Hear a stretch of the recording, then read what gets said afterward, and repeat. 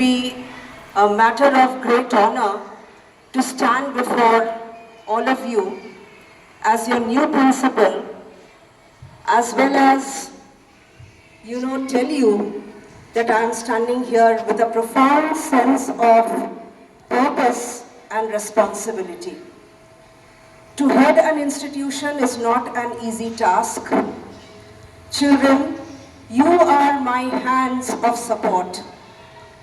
And teachers, with you, we will build this school and take it to newer heights. Students, the first and foremost thing that I must tell you is you have to be very disciplined. The discipline should be spoken about outside, that this school students are extremely well-mannered, they respect their teachers, they respect their peers, their friends, and they follow all the instructions. And as ma'am said, that you have to have your value system, moral values, very, very high. That will keep you different from the rest of the students of the society. So you have to make a mark not only with your academic results, but also with your behavioral traits. So children, as your teachers keep telling you, whenever you are coming to the school, first check yourself whether your uniform, whether your shoes, whether your hair, everything is as it should be or as they should be. First check that, then check your tiffin, that you must bring nutritious food and say no to junk food. Right now you may enjoy junk food, but in the long run, it is going to hamper your health. And if the health is not good, no matter how much you wish, you will not be able to put 100% to your studies. You will not be able to excel. So first take care of your health, children. That's a priority. Take a bath every day, come neatly to school, tell your mother that don't give us any kind of junk food. Principal ma'am has insisted that you must give us some fruit, some healthy pulses, nutritious food, chapati, all those things you must get in your tiffin. Someday in the break time, I will come to see what you have brought in your tiffin. Is that clear? Yes, ma'am. Can you show me your tiffin that day if I ask you to show your tiffin? Yes. And also children, you must drink a lot of water. By standing here, I just saw that 3 students were feeling unwell and they had to take, the teachers had to take them away. Why should this be, children? You are young, you should be energetic. Eat and come. Do not come empty stomach. That will not help you at all in your studies. So please eat something properly and then come to school.